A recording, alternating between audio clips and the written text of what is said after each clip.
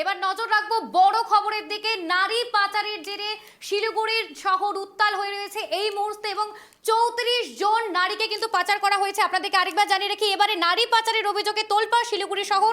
Siliguri bus terminus এলাকা থেকে 34 জন তরুণীকে উদ্ধার করলো প্রধাননগর থানার পুলিশ। ঘটনাস্থল থেকে এক পুরুষ ও দুই মহিলাকে সন্দেহের ভিত্তিতে আটক করা হয়েছে বলে সূত্রের খবর। পুলিশ সূত্রে জানা গিয়েছে, কাজে পাঠানোর নাম করে ওই তরুণীকে বাইরে নিয়ে যাওয়া হচ্ছিল। প্রাথমিক তদন্তে পুলিশের অনুমান, রাঁচি থেকে এই তরুণীকে তামিলনাড়ু পাচার করা হচ্ছিল। উদ্ধার হওয়া তরুণীর থেকে তথ্য সংগ্রহের পাশাপাশি পুলিশ তাদের পরিবারের সঙ্গে যোগাযোগ করার চেষ্টা করছে। এই মুহূর্তে আমাদের সঙ্গে টেলিফোন লাইনে রয়েছে আমাদের প্রতিনিধি অংশুমান। অংশুমান, এই মুহূর্তের পরিস্থিতি কি রয়েছে? শিলিগুড়িটাকে ব্যবহার করে বিভিন্ন যারা যারা নারী পাচারকারী তারা কিন্তু শিলিগুড়ি শহরটাকে ব্যবহার করছে, কোনো সময় ট্রেনে হোক বা কোনো সময় বাসেই হোক।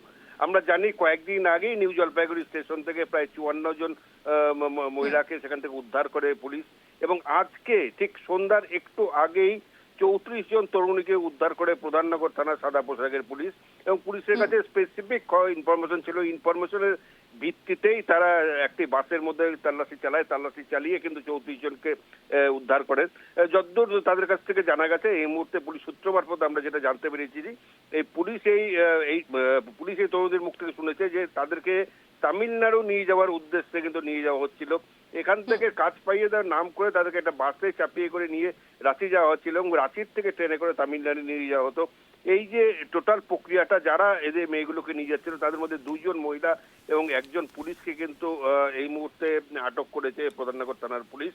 এবং প্রধাননগর পুলিশ মারফত আমরা জানতে পেরেছি যেটা হচ্ছে, এই যে তরুণীরা আছে, তরুণীদের কাছ থেকে কথাবার্তা বলে এবং তাদের পরিচয়গুলো জেনে তাদের বাড়ির লোকের সঙ্গে কথা বলে বিস্তারিত আরো তথ্য হয়তো পুলিশের সামনে চলে আসবে। তো সমস্তটাই কিন্তু পুলিশ এই মুহূর্তে গোপন করে রেখেছে। এই কারণেই যে এই যে চক্রটা, এটা শুধু 2 বা 3 জনের না, এর পিছনে বড় অনেক জাল বহুদূর পর্যন্ত যেতে পারে এবং সেই সমস্তটাই কিন্তু জিজ্ঞাসাবাদের মাধ্যমে বেরিয়ে আসবে।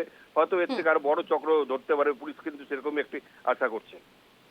অংশুমান, আমরা প্রথমে এর আগেও আমরা দেখেছি যে এভাবে নারী পাচার হচ্ছিল চাকরির প্রলোভন দেখিয়ে। এবার ফের আবার শিলিগুড়িকে করিডোর হিসেবে ব্যবহার করছে এই নারী পাচার চক্রী যারা যুক্ত রয়েছে তারা। এভাবে যদি বারংবার যদি নারীদের এভাবে পাচার হতে হয় বা পাচারের সাথে যুক্ত হতে হয়, তাহলে নারীর নিরাপত্তা কোথায়?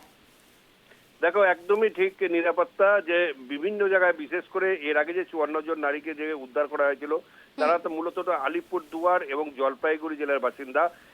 এই যে আলিপুরদুয়ার এবং জলপাইগুড়ি, এখানে প্রচুর সংখ্যক চা বাগান রয়েছে। বেশ চা বাগানগুলোর মধ্যে অনেকেরই এখন চা বাগান বন্ধ রয়েছে এবং সেই সব যারা পিছিয়ে পড়া যারা আছে তাদেরকে কিন্তু কাজের প্রলোভন দেখিয়ে বিভিন্ন জায়গায় নিয়ে যাওয়া হচ্ছে। এটা কিন্তু একটা বড় চক্র এবং আজকেও যে 34 জনকে ধরা পড়লো তাদের পিছনেও কিন্তু একটা বড় চক্র রয়েছে। হয়তো তারা কোনো রকম কাজ, কোনো রকম ট্রেনিং দেওয়ার জন্য, স্বাভাবিকভাবেই একটি গরিব ঘরের মেয়েরা যখন নাকি তাদের ঘরে কাজ নেই, অন্য সংস্থান নেই, সেখানে একটা কাজের প্রলোভন পেয়ে চট করে সেখানে পা দিচ্ছে। পা দেওয়ার পরে কিন্তু তাদের আজকের এই প্রতারণার শিকার হতে হচ্ছে। তারা হয়তো একটা অন্ধকার জগতের দিকে চলে যেত, কিন্তু পুলিশ সমস্ত ব্যাপারটাই কিন্তু আগের থেকে খবর পেয়ে ঠিক মতন সময় মতন গিয়ে সেখানে বাসের থেকে উদ্ধার করে এই বাসতে করে সোজাসুজি রাঁচি নিয়ে যাওয়া হচ্ছিল এবং রাঁচির থেকেই তামিলনাড়ু নিয়ে যাওয়া হচ্ছিল।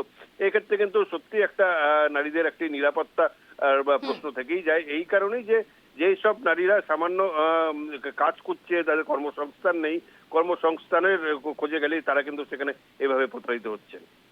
যে 34 জন নারীকে উদ্ধার করা হয়েছে নারীদের, তাদেরকে পরিবারের কাছে ফিরিয়ে দেওয়া হয়েছে পুলিশ সূত্রে কি জানা যাচ্ছে? দেখো, এই মুহূর্তে তাদেরকে কিন্তু যে বাসটির মধ্যে রয়েছে সেই বাসটিকে কিন্তু প্রধাননগর থানার দিকে নিয়ে যাওয়া হয়েছে এবং সেখান থেকে ধীরে ধীরে তাদেরকে নামিয়ে থানার মধ্যে নিয়ে গিয়ে তাদের সঙ্গে কথাবার্তা বলে তাদের বাড়ির যে কোথায় আছে বাড়ির অ্যাড্রেসটা জোগাড় করে, ঠিকানা জোগাড় করে, সেখান থেকে তাদের বাড়ির লোকের সঙ্গে কথাবার্তা বলে তাদের বাড়ির লোককে ডাকিয়ে নিয়েছে। সমস্ত ব্যাপারটাই কিন্তু একটা লম্বা প্রক্রিয়ার মধ্যে পড়বে, কারণ এই মুহূর্তে তাদের কাছে ফিরিয়ে দেওয়ার কথা না, পুলিশ সমস্ত ব্যাপারটা তদন্ত করবে যে এরা কিভাবে এই চক্রের মধ্যে পা দিল এবং কেনই বা এরা বাইরে যাচ্ছিল এবং তাদের কাছে যারা গিয়েছিল তাদেরকে বাড়ির সঙ্গে কি কথা বলেছিল কিনা, সমস্তটাই তাদের বাড়ির লোকরা আসবে। পুলিশ তাদের সঙ্গে কথাবার্তা বলার পরেই কিন্তু সমস্ত বিষয়টা জানা যাবে বলে জানা গেছে।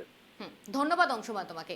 আমাদের প্রতিনিধি যেমনটা জানিয়েছে, ফের একবার 34 জন তরুণীকে আটক করেছে পুলিশ। 34 জন তরুণীকে পুলিশ হচ্ছে উদ্ধার করেছে এবং দুজনকে গ্রেপ্তার করেছে। এমনটাই কিন্তু জানা যাচ্ছে যে নারী পাচার করারই কিন্তু প্রলোভন ছিল এই দুজন যে ব্যক্তিকে গ্রেপ্তার করা হয়েছে। এবং আমরা ফের এর আগেও দেখেছি 54 জন নারীকে উদ্ধার করেছিল, এরপর 34 জন নারী বারংবার শিলিগুড়িকে ব্যবহার করা হচ্ছে, শিলিগুড়ি স্টেশনকে ব্যবহার করা হচ্ছে, শিলিগুড়ি বাস টার্মিনাসকে ব্যবহার করা হচ্ছে। একের পর এক অভিযোগ উঠছে কিন্তু, এবং নারী নিরাপত্তা নিয়ে প্রশ্ন উঠছে রীতিমতো যে নারীর নিরাপত্তা কোথায়, নারীরা বাইরে বেরোবে কি করে, নারীরা চাকরি করবে কি করে, নারীরা পড়াশোনা করবে কি করে, শিক্ষাক্ষেত্রে যাবে কি করে, এই নিয়েও কিন্তু বড় প্রশ্ন উঠছে। এবং আপনাদেরকে যেটা জানিয়ে রাখছিলাম যে ফের কিন্তু ডাকাতির ছক বানচাল করলো, রীতিমতো নারী পাচারের ছক বানচাল করলো পুলিশ। এমনটাই কিন্তু জানা যাচ্ছে 34 জন তরুণীকে উদ্ধার করতে সক্ষম হয়েছে প্রধাননগর থানার পুলিশ। এবং রীতিমতো এই ঘটনার জেরে চাঞ্চল্য ছড়িয়েছে গোটা শিলিগুড়ি জুড়ে।